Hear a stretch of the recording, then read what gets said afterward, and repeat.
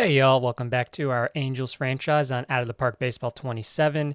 In this episode, we are going to tackle the 2027 first year player draft. We are going to get through the deadline and hopefully we'll get to the end of the 2027 regular season. So, first off, we are going to do the first year player draft. And as a reminder, we have the third overall pick. We did finish with the worst record in the league last year, but through the draft lottery, we dropped to 3, which is okay. I'm still pretty confident that we're going to be able to get a pretty good player that can be a cornerstone for our franchise for years to come. So if we go to our mail-in news real quick, these are the top 10 prospects, at least according to BNN. And the number one prospect is Eric Milner, an 18-year-old first baseman who is committed to St. Cloud State University, a guy that seems like he's going to be able to hit the ball very well and not do too much else, but if he's going to hit this well, then I don't think you need to do much else. So you can see the top 10, it's all high school kids. There's one pitcher and everyone else is a batter. So let's jump into the first year player draft and let's see who's available when it's our turn to pick. Okay, it is our turn to pick. The first overall pick in the 2027 draft by the Astros was Jesus Rojas out of Malvern High School in Pennsylvania.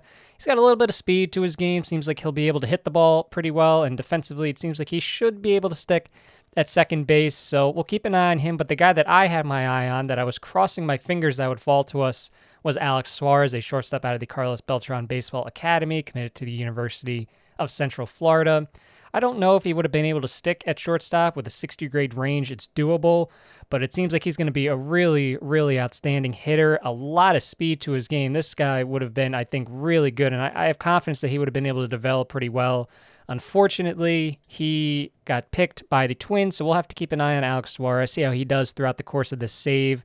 But there's still a lot of great guys left. If we go to the sortable list, you can see that at least according to our head scout, a lot of 80, 75, 70, even 65 potential. So it seems like a pretty solid draft class.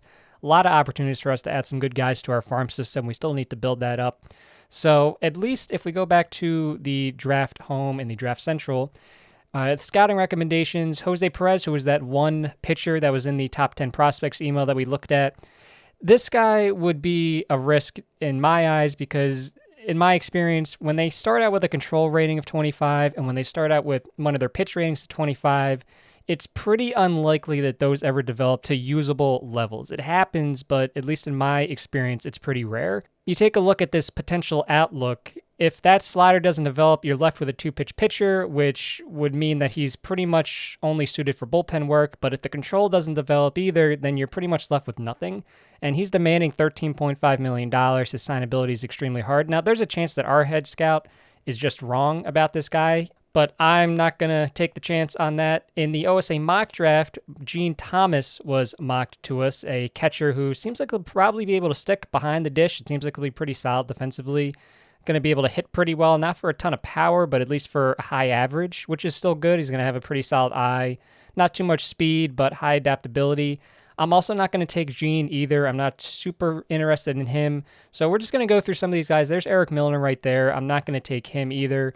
So we're going to go through some of these names here, and then I will come back when I find the guy that I think we're going to take. Okay, after looking through the names, I think I've settled on Alex Gonzalez, who is a shortstop from Spring Lake Park, committed to NJIT, a high school bat. It doesn't seem like power is going to be a big part of his game, but it seems like he will be able to hit for a high average. Seems like he'll have a good eye, so he'll be able to get on base, has speed. I don't think I'm going to keep him at shortstop. I think I'm going to bump him to second base. I might try to see if he can stick at shortstop, but with a 55 range, I think it's probably better to just bump him over to second base now. High loyalty, high adaptability, high work ethic. One of the first to volunteer for extra work before games or on off days. Taking a look at the scouting, lean and athletic, Alex Gonzalez hails from Cuba, expect plus contact. He has good vision and clean swing mechanics. He projects to excel at drawing walks. He grades out as a plus runner on the base pass. He profiles as an everyday shortstop who can make an impact on a top-tier team. And this is who I have settled on. I took a look at the starting pitcher, Joel Dow, and he's a little different from Perez in that even if the changeup doesn't develop, he still does project to have 3+ pitches in the fastball, the curveball, and the sinker. And it's the same thing. None of his current ratings are at a 25, which is always promising. And there was another guy that I looked at. Where was it? I also thought long about Jason Case, who, for a catcher with this type of speed, that's not something that you really see a lot. It seems like he'll be able to stick at catcher defensively. Power is not going to be a big part of his game. His eye might be questionable, but he'll be able to hit for a high average. So I did consider him, and he only wants $1.3 million. The one negative here with Gonzalez is that his demand is $11.5 million, and his signability is hard, so we're probably going to have to at least meet that. But I think it's worth taking a chance on this guy. I think that if all goes according to plan, this is exactly the type of guy that we need in our lineup moving forward.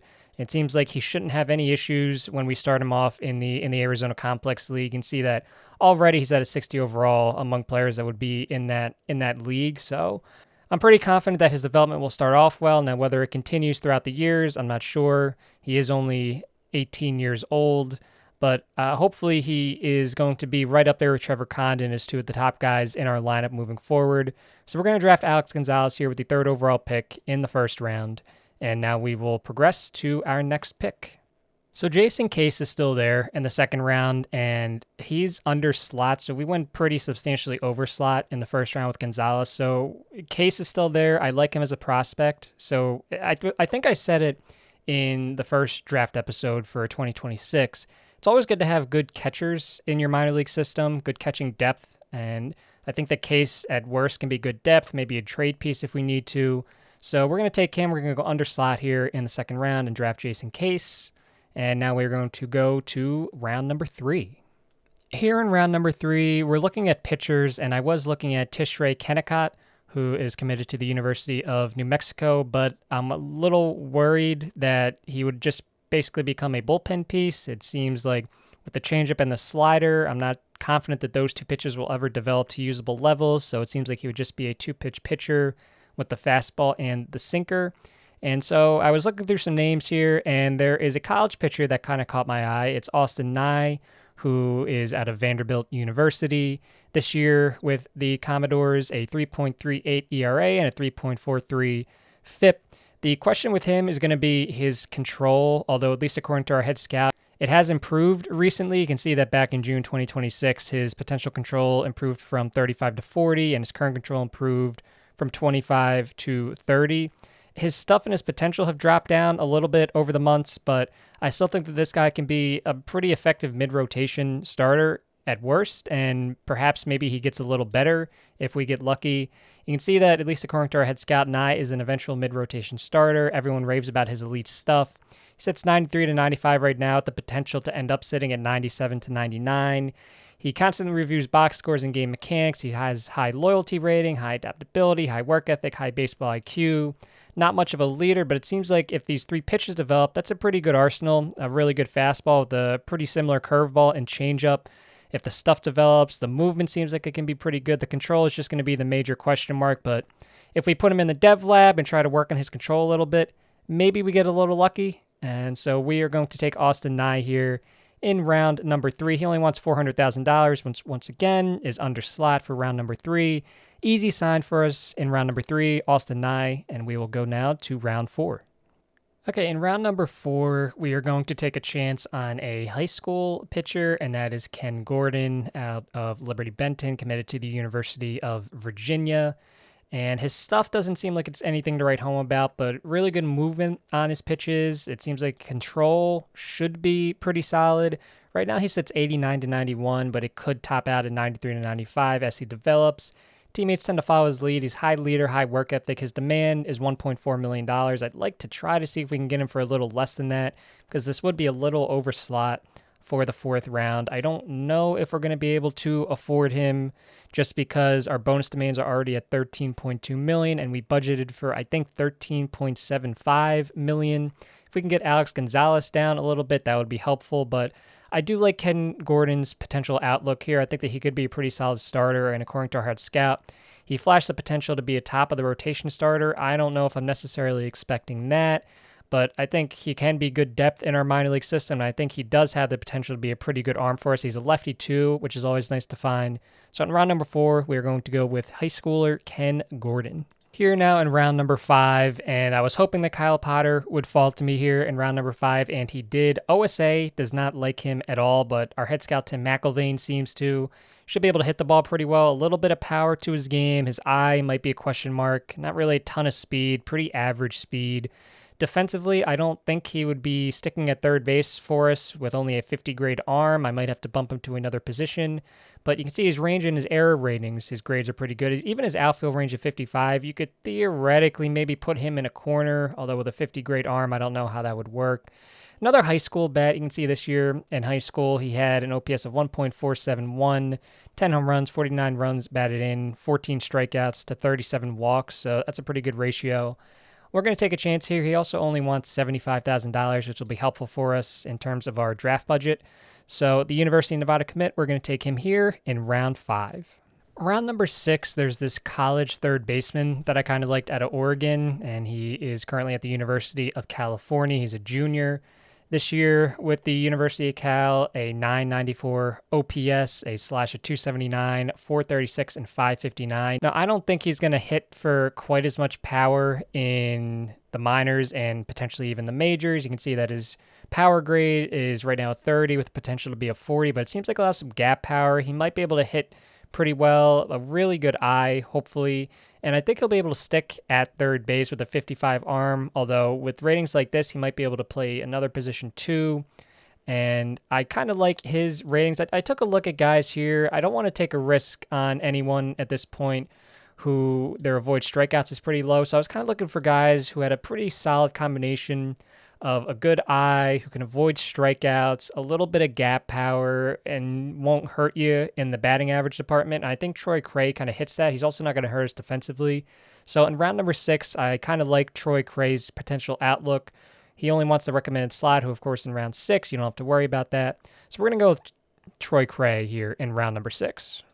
Round number 7, we're going to stay in college, and I took a look at a couple of different starting pitchers here. I took a look at Cameron Grace, and his profile was kind of intriguing, but ultimately I'm going to settle on Jeremy Deck, who is currently playing with the Frederick Keys in the MLB Draft League. He attends the University of Dayton. He's currently a junior. The stuff is nothing to write home about. It's not going to be a big part of his game, but the movement looks pretty good. And I think if his control gets ironed out and these pitches develop, he could be a pretty solid back end of the rotation guy, 55 stamina, high loyalty, high work ethic, high baseball IQ. You can see in college this year at Dayton, 3.38 ERA and a similar FIP. Right now in the draft league, it's only been 5 games. He's only pitched 13 and 2/3 innings. It seems like it's been in a relief role, a 3.95 ERA. He's not expected to improve on his below average stuff, but he does have the potential to start in the majors. And in round number 7, getting starting pitching depth is always a positive. And I really think that he could develop into a back end of the rotation guy, which is always valuable. So we are going to go here in round number 7 with Jeremy Deck. Round 8, we're going with a high school arm, and it's going to be Dwayne Price, who is going to be a full-time reliever for us this year at high school as a senior, an ERA under 1, and a wicked strikeout rate of 52.5%. The big question with Dwayne is going to be his home runs. If he can get that in check right now, it's only at a 25, the potential to be a 45. If he can get that in check, I think that this guy is going to be a pretty good reliever. If at worst, middle reliever. Fastball slider, pretty common relief pitcher combination, but as long as he's not allowing a ton of home runs, I think that this is a profile that's going to play at the major league level as he continues to develop. He's only 18, so he has time. He's also durable, which especially for a pitcher is always nice to see. So round number 8, we are going to take a chance here on Dwayne Price. Round 9, we're going back to the MLB Draft League, and we're going to go with Jack Bell. I like his profile because he can play pretty much any position in the field. Right now he has experience at second, third, left, and center field. But you can see that his infield range, error, and arm ratings are all 55. His turn double play rating is at a 60. He's at a 55 in outfield range, outfield error, and outfield arm. So he can pretty much, you can put him anywhere in the field and you can be pretty confident that he's going to be at least average defensively. I'm not sure what you're going to get out of him with the bat, but I'd like his defensive versatility. If we can get lucky with the TCR and maybe he becomes league average or even just a little under league average with the bat, I think that a guy like this is pretty valuable. A guy that's always going to have a spot on an MLB bench if he can start to hit the ball a little better. So in round number 9, we're going to take a chance here on Jack Bell. So Nolan Stevens has been sitting here for a while. Right now we are in round 10. and another college bat out of the University of Oklahoma. I'm taking him here because he has the best power, the best potential power remaining in this draft class, at least according to our head scout. High leader, high adaptability, high work ethic. I don't really know if he's ever going to turn into much, especially because defensively, I don't even think that he can stick in the outfield. So he looks kind of like almost just a DH only. In fact, if I go to his ratings, you could maybe put him at first base if you needed to, but I don't know if that would be smart either. But just because of the power, I want to see if we can develop that in our system. So round number 10, we're going to take Nolan Stevens. So I'm going to simulate the final 10 rounds here of the 2027 first-year player draft. I will come back and give some offers to our drafted players in just a minute. All right, it is Saturday, July 17th, 2027. The All-Star teams got announced today, so I just want to check in real quick and showcase those teams. We are in the middle of negotiating with draftees. We did sign Austin Nye, so he is currently with our organization. We are just waiting on the other 5, but here are the rosters. We got 2 representatives this year, both on the pitching side. Yusei Kikuchi made it in as a starting pitcher, and Jose Alvarado made it in as a reliever. So here is the full American League team if you'd like to stop and take a look at who made it in 2027. And here is the full National League team for the year 2027. And here are the prospect game rosters. I believe we only had 1 representative, and yes, so the only representative we got in the Futures game this year was Trevor Condon, who currently is running a 3.6 WAR season, which is nice to see. Would love the OPS to be just a little higher, but we knew power wasn't going to be a huge part of his game. So a 296 average and a 361 OBP, that still is valuable. You can see that 65 strikeouts to 27 walks. He's stolen 29 bases, and he's only been caught once. So it does seem like Condon is developing as we would have expected. He's hitting the ball well. He's getting on base. He's stealing bases when he gets on. I would imagine he's been doing well in the outfield. You can see what the fielding value is, and he is in the 96th percentile. So good to see Trevor Condon get some recognition. So I'm going to simulate up ahead here a little further. Hopefully by the time I get back, we will have news on all of our draftees, and we will get closer to the trade deadline. All right, it is Wednesday, July 28th, 2027. The Angels 44-58, 21.5 out in the AL West, and 8 games back in the wildcard race. So we are starting to lose pace just a little more as the season has gone on. And we are close to the deadline, so I wanted to stop here. We did sign all of our draftees, so now they are out in our minor league system. So we will take a look at how they did towards the end of the season. In terms of our Major League roster, Angel Martinez just suffered a hamstring strain, so he's going to be out for another 5 weeks, unfortunately. But we do have some positives. We did get Mike Trout back. Zach Neto is on a rehab assignment. Joshua Mears is on a rehab assignment. And we are going to get Christian Moore back here in just a little bit. He has another 4 days left with his hamstring strain, and then we'll send him on a short rehab assignment, so he'll be back with us in early August. Luis Torrens, the same thing. He's going to be out for another 4 days with that foot contusion, and then he will be back with us shortly. But for right now, we have other guys holding down the fort. You can see the lineup does not look great on paper, but they are trying their best. And we'll take a look here. If we go to team stats, you can see that July, it's been pretty similar to what we've done this season, 9-12, so, pretty close to 500. It matches our winning percentage in May, and we still have a few games left here. We're about to start a 3-game series against the Tigers. Let's take a look. Just a 3-game series against the Tigers, and that will close out July. But I wanted to stop here because the deadline is coming up. So taking a look at our roster, I don't really think we have a ton of tradable assets. I think the 2 main ones are going to be Yusei Kikuchi and Jose Alvarado. We'll take a look. We'll check in, see if anybody wants Ben Joyce. His ERA has kind of shot up a little bit since that really strong start to the season. It's now over 4, although with a FIP of 3.41. We'll see if anybody wants him. They'd get him for a couple more years. You can see he only has 4 years of Major League service time. He's only 26. So I'm sure that there would be some interest in Ben Joyce, but Jose Alvarado on a 1-year deal, definitely a guy that we're going to try to look to move and get some value out of him. And Yusei Kikuchi, he sent me an email earlier in the season that he wanted to be extended. I don't really think that makes sense for the organization. He is 36 years old, and he's pitched very well this year, a 3.03 ERA and a 3.88 FIP. even at that salary number of $21.2 million, and it would be less now because we're midway through the season, even if we have to retain a little bit of that, I do think that we could get an intriguing prospect for Kikuchi. I think we could get something intriguing for Alvarado as well. Hitter-wise, I don't really know who we would trade. Nolan Arenado would be the ideal one just because at 36 years old, we're not contending this season for anything, obviously, but I don't really know how much value he would have. His OPS is under 700 this year. He's been a 0.8 win player over the course of the season, and I'll take a look to see if there's anything out there, but I think he's probably worth more to us in the clubhouse than he is to another contending team. Mike Trout, we've been through it. We're not going to trade him at all. And Nolan Schanuel, he's intriguing in that he's only 25 years old and he's under team control for another few seasons, and he has really put it together this year. A 785 OPS. The power has started to come around a little bit. 12 home runs.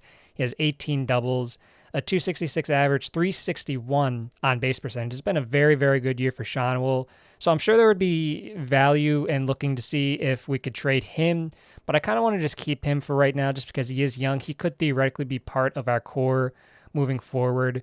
Otherwise, Chase DeLauder, Kyron Paris, Miles Straw, Lennon Sosa, all these other guys, there's not really a ton of value out there for them. Even a guy like Moises Ballesteros, I don't really know what's going to be out there for him. His potential rating is still high, and he does have some prospect ranking capital still. He's only 23 years old, so maybe an organization would be interested in him.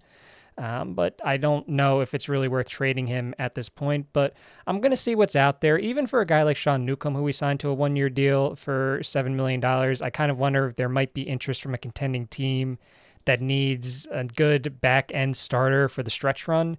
So I'll see what's out there in terms of trades, and I will check back in just a minute. Okay, it is Sunday, August 1st, 2027. We are about to start a 4-game set against the Baltimore Orioles, and I just want to check in because we did make a couple trades right before the trade deadline. You might notice some names missing on our team roster, so let me go through the trades, and we will go to the trade log. So the first trade that we made, we went back to the well with the Cleveland Guardians as we did last trade deadline, and in this deal we got rid of Yusei Kikuchi and Jose Alvarado in the same deal, along with Chris Cortez and Tyler Bremner. And in return from the Guardians, we got outfielder Jace Laviolette, starting pitcher Jonathan Santucci, catcher Jacob Cozart, second baseman Rafael Rodriguez, and starting pitcher Will Hines. So the big lottery ticket in this is Rafael Rodriguez, who our head scout Tim McIlvain has as a potential 60 grade, might be able to hit the ball really well, has some gap power, not much home run power. The eye might be average at best, but speed. And we'll see what happens. I just wanted to add this guy in, and I think for someone like an old pitcher like Yusei Kikuchi and a reliever on a one-year contract, a rental reliever, getting a guy like this is always intriguing at 17 years old. We'll see if he does end up turning into anything special, but he was one of the 5 players that we got. We got outfielder Jace Laviolette as well, along with starting pitcher Jonathan Santucci, who we have at the major league level. You can see that with Columbus at AAA this season, he had a 3.16 ERA in 13 games started, 79 2/3 innings. He made a few starts at the major league level this year, 16 1/3 innings. Over those 3 starts, a 4.41 ERA, but a 1.12 FIP. Seems like it could be a dependable starting pitcher, so I want to get him in the deal. And we also got Jacob Cozart, a catcher, to add to our depth in the minor leagues. He's currently at AAA. Seems like he'll be good defensively. And the final player that we got was another starting pitcher, 20-year-old Will Hines, who seems like he could be pretty solid, a low work ethic, but I wanted to take the chance because it seems like, at least according to our head scout, he could be pretty solid, a 55 grade potential. And if we go to scouting, someone who you can count on, but not someone who should anchor the rotation. And I think a package like this for Yusei Kikuchi and Jose Alvarado is pretty solid. And we did make one more trade, and it was with the New York Yankees. It looks like the last trade that was made prior to the deadline. And in this deal, we did get rid of Ben Joyce along with Caleb Applebay. And in return, we got another package of 5 players, starting pitcher 17-year-old Roberto Rascon, third baseman 24-year-old Zach Stewart, 24-year-old outfielder Jace Avina, 23-year-old relief pitcher Justin West, and 25-year-old pitcher Ben Grable. And this is kind of just, I didn't really expect to get too much for Ben Joyce, especially after his performance kind of waned after a strong start to the season. But Roberto Rescon could be something. The odds are probably against him already with the 25 grade current stuff and movement and control. It's hard to break out of this, but I want to take a chance. He has high loyalty, high work ethic. Some of his StatCast rankings in a very limited sample size look pretty solid this year at rookie ball, a 3.54 ERA and a 4.56 FIP, and a 24.5% strikeout rate, and with a 12% walk rate, which is just a little too high for my liking, but felt like taking a chance on him, just adding more prospects to our system that either can develop and become pieces for us on our major league roster or pieces we can add in trades further down the road. So 2 trades that are relatively minor compared to maybe some of the things we did last year, but happy with the 10 prospects we were able to add into our system. And we right now 45 and 60, so I'd imagine the record's probably going to get a little worse if we go to team stats. We ended up going 10 and 14 in July, which was our second worst month of the year. April we went 11 and 16, which is a 407 winning percentage, so this was 417. So a slight downtick from what we did in June, but hopefully we just stay competitive here through the final couple months of the season. I think we'll be able to. We just sent Christian Moore on a rehab assignment. Mike Trout is back. Zach Neto is back. So we're starting to get a little healthier, which is good. We got Joshua Mears in the lineup as well. So I'm going to simulate up ahead here to the end of the season, most likely, unless something interesting pops up. So I will catch you guys again in September. Okay, it is Sunday, October 3rd, 2027. Your Angels have just completed the season with a record of 70 and 92, 34 games out in the American League West, and 14 games out in the AL wildcard race. Of course, we were not close to the playoffs this year, but it was an improvement over 2026. We were a little more competent, maybe not with the bats, where we were still last in the American League in runs scored. We scored 612 runs, but we allowed 728.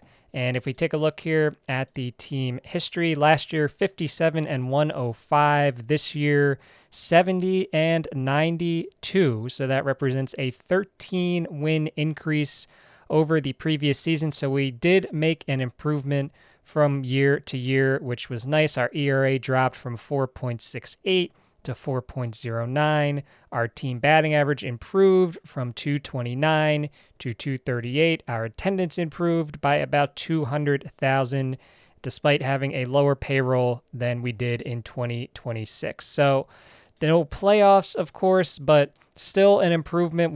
I said at the start of this season, I wanted to be in the low to mid 70 win range, and we just did it. We just made it at 70 wins. We just got that 70th win on Friday, October 1st, the second to last game of the season, but dang it, we made it to 70 wins.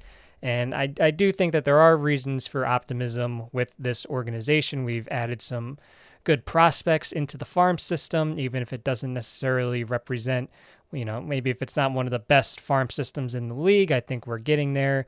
And you can see that, some of the reasons for positives, for example, Zach Neto had a very good season in between when he was healthy, I should say. He was only able to play in 85 games this year due to all the injuries, but when he was healthy, an 861 OPS, he just got bumped up. He is now a 60 grade shortstop, 12 home runs, 35 runs batted in, 9 stolen bases. So when he's healthy, he's a heck of a player. It's just keeping him on the field. Our starting pitchers were good for the most part this season, 6th in the American League in starters ERA in 4.14. Our FIP was 6th at 4.02. Not surprisingly, trading away Yusei Kikuchi, Jose Alvarado, and Ben Joyce kind of hurt our pitching staff, but we made do, and some of our pitchers, they tried their best, and for that, I got to give them credit. So let's just take a quick look here at the batters. So we talked about Zach Neto. Nolan Shonowell finishes the season with an OPS of 742. He was close to a 2-win player. I was hoping to see him hit that 20 home run mark because he had 11 in July. Unfortunately, he ends up finishing with just 16, but still 65 runs batted in, 10 stolen bases. A pretty solid season for Shonowell. The rest of our batters, not too much to write home about. A disappointing season for Nelson Rada, once again, when he was healthy. An OPS under 600 at 553. He was a negative value player. Taking a look at the pitching, this is where some of my excitement comes from. Ryan Johnson seems like he's going to be a pretty good mid to back of the rotation pitcher for us. It's just another season. He took a step forward from 2026 and, of course, 2025. This year, in 21 starts, a 3.77 earned run average and a FIP of 3.83, an opposing OPS of 666. He was a 2-win pitcher. And this is good. You know, we need dependable starting pitchers in our rotation. It seems like Ryan Johnson is going to be one of those guys. Sean Newcomb, a pretty solid season. $7 million gave us 157 innings of 4.06 ERA ball and a 3.76 FIP. Not much interest in him at the deadline, but that's fine. He was able to eat some innings for us down the stretch, which was nice. Grayson Rodriguez, a pretty solid season. He was also a 2-win pitcher. He pitched close to 180 innings, 3.88 earned run average. I'm pretty happy with that out of Grayson. I would love it if he could continue to do that. Once again, just a nice, dependable arm in the rotation. Those are always, always valuable, always good to have in your rotation. The bullpen, Graham Ashcraft, pretty solid. He ended up becoming our closer after we traded Ben Joyce, and his ERA ticked up a little bit, but still a 3.60 ERA. Tyler Phillips ended up being a very good acquisition for us. We signed him in free agency close to the end of the calendar year in 2026, and he put up a pretty good season, a 3.22 ERA, primarily in middle relief. His ERA also ticked up because we ended up using him as a setup guy down the stretch, but still very happy with that free agent signing. I'm not against bringing him back for another season. You can see the rest of it here. And let's just take a look here quickly at the final standings in the major leagues. So the Baltimore Orioles win the American League East with a record of 99-63. The best record in the majors belonged to the team in our division, the Texas Rangers, 104-58. A heck of a season for the Rangers. Getting back to the AL East, the Orioles went up by 4 games over the Red Sox, who clinched a wildcard spot with a record of 95-67. The Rays also clinching a wildcard spot at 84-78, 15 games back in the division. The Yankees just miss out, 2 games back in the wildcard race. In the AL Central, the Tigers end up winning with a record of 85-77. The Twins 5 games back at 80-82. Those moves for the Guardians did not quite work out. It seemed like they ended up finishing the season in quite the tailspin. In fact, I'd like to see if we can go to their team stats. Yeah, they had a very dreadful August and September, 10-17 in August and 6-20 in September. They were in that divisional race when we made that trade at the deadline, and it just seems like they faltered down the stretch. So, unfortunately, those additions did not seem to help them make a playoff push in the West. We said the Rangers won the AL West. The Mariners, get the other wild card spot in the American League with a record of 86-76. I'll be finishing 18 games out in the division. The Yankees 2 games back in the wild card race. The Blue Jays and the Twins 4 games back, and the Athletics are 5 games back. National League, the Braves win the NL East with a record of 92-70. The Nationals clinch one of the wild card spots with a record of 85-77, so a good season for a young Nationals team. In the NL Central, it was the Cubs who came away with the division title, 90-72. No one else in the division finished above 500. NL West, the Dodgers, with a very un-Dodgers-like season, only 87-75 for the Dodgers, barely holding on for the division title over the San Francisco Giants, who finished a game back at 86-76. They get a wild card spot. And it seems like it's not notated, but I believe the Diamondbacks do end up getting that final wild card spot over the San Diego Padres. Actually, there's a way to see if we go to the playoffs. And yeah, so the Diamondbacks do end up getting that final wild card spot over the San Diego Padres. They will be the team playing the Los Angeles Dodgers in the wild card round. The Phillies 1 game back, the Mets 1 game back, and no one else in the NL finished above 500. Taking a look at some of these. Actually, before we do that, we'll go to the playoffs. So here are your wild card matchups for 2027. It'll be the Mariners facing off against the Red Sox, the Rays facing off against the Tigers, the Nationals facing off against the Giants, and as we said, the Diamondbacks facing off against the Los Angeles Dodgers. Taking a look at the playoff tree, the Rangers, the Orioles, the Cubs, and the Braves were all the division winners who received byes. Taking a look at the Major League Baseball stats here, Bobby Witt Jr., your leader in batting average across both leagues with a .319, Vlad Guerrero Jr. at .314, Tyler Soderstrom finishes in third in average. Soderstrom, I forgot to mention this, he won the home run derby this year. I think if we go to his history and news involving player, yeah, so he won the home run challenge this year over Ronald Acuna Jr. in the final round. He had 20 home runs and Acuna had 12. So he finishes third in batting average, quite the season for Tyler Soderstrom. In terms of home runs, Kyle Schwarber leads the way with 52, the only player in the league to hit over 50 this year. RBI, it's Gunnar Henderson with 117, Spencer Torkelson 114, and Soderstrom once again shows up with 113. So a really good season for Soderstrom. He finishes third in average across both leagues, finishes tied for fifth in home runs with 39, and he finishes third in runs batted in with 113. Bobby Witt Jr. with the most WAR across the league, 8.4. Pete Crow Armstrong also over 8 with 8.1. David Hamilton, 49 stolen bases, leads the league. Vlad Guerrero Jr., an OPS of 1.010, the only one to have an OPS above 1.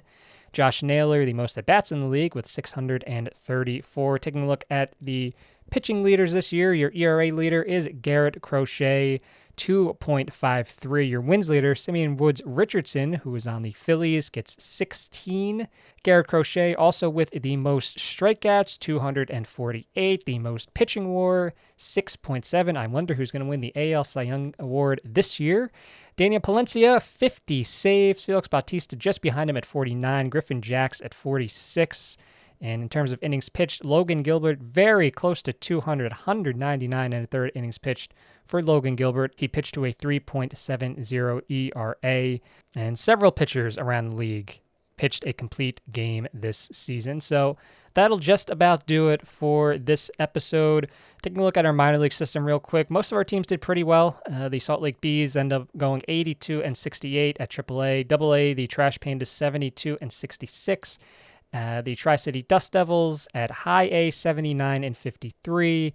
Our Rancho Cucamonga Quakes and the California League Class A, 67 and 65. And our Rookie League team completely demolished the competition. And our Dominican Summer League team did too. Our Rookie League team, 37 and 15 in the Arizona Complex League. And our Dominican team, 38 and 22. So that's promising that our minor league teams are doing well with the prospects that we have. So that's another reason for optimism, I think, with the organization. In the next episode, we will get through the postseason and we will go through the 2027 offseason, hopefully setting us up well for a strong 2028 season. I want to thank you guys for watching and for all of the support as always, and I'll catch you guys again in the next episode. Thank you for watching.